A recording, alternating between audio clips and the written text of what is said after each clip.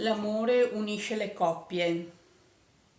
Dove che sia chi vuole dividere quale pretesto se no l'insufficienza cardiaca, prendersi cura del proprio amato è indispensabile.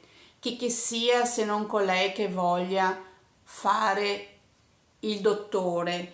Io codesto, io codesta, so farlo quanto lei, ma lei è diplomata in trame. Se loro non fanno l'amore si dividono, quindi penso bene, lei avere fiducia e poi dichiarare il falso. Hai male, non puoi. Prendi, ti do farmaci, ma che ti avvalora la fiducia in me? Io sono stata il dottore e ho visto le tue cartelle cliniche, hai bisogno di o muori.